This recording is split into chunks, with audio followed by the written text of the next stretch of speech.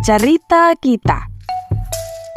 Jangan lupa klik like dan subscribe untuk berlangganan.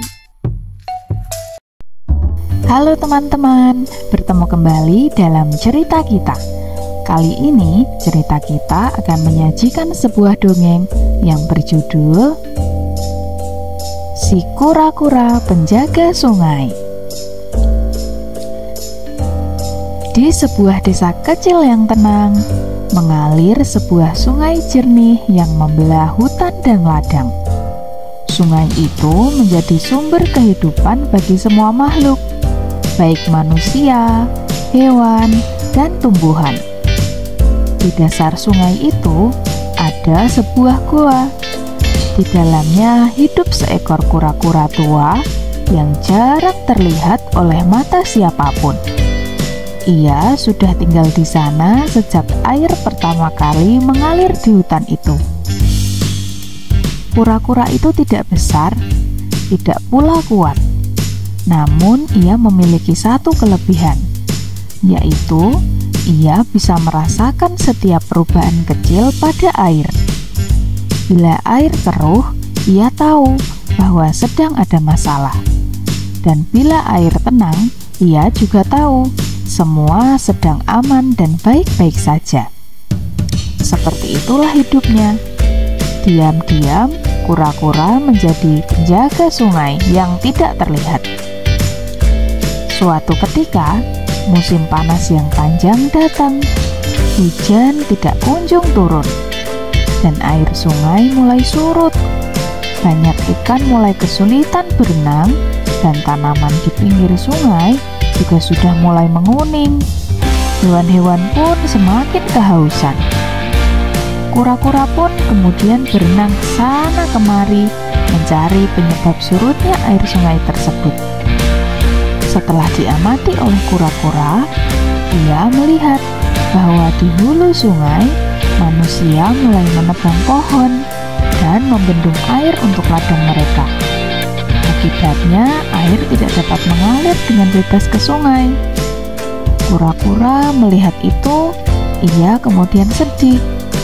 Namun, ia menepiskan kesedihannya dan mulai bekerja dalam diam.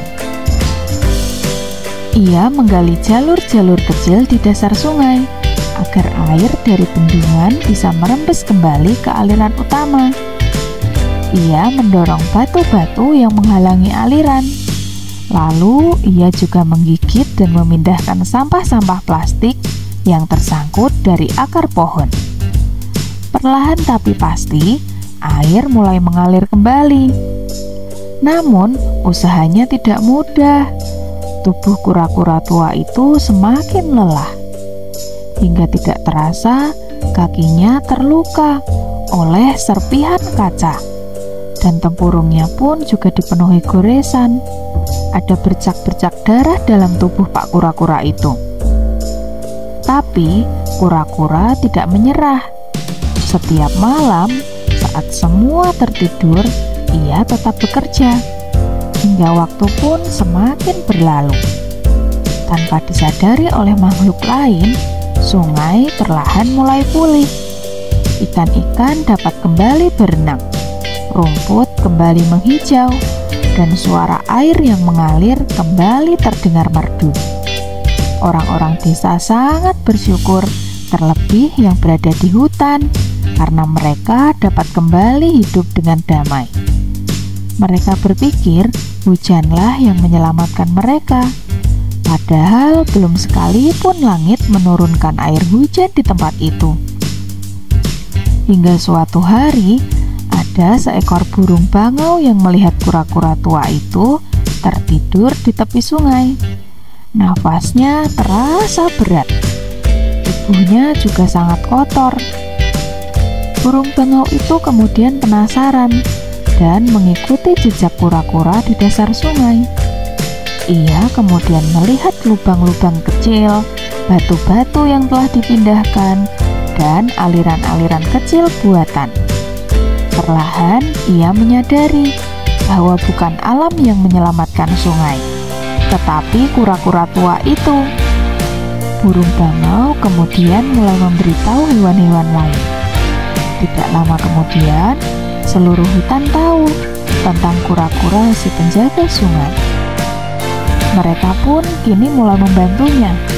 Ada yang membantu memperbaiki aliran, ada yang memungut sampah, dan bahkan manusia ketika melihat betapa pentingnya aliran sungai, mereka juga berhenti membendung air dan tidak menebang pohon. Kura-kura kini tidak bekerja sendirian lagi.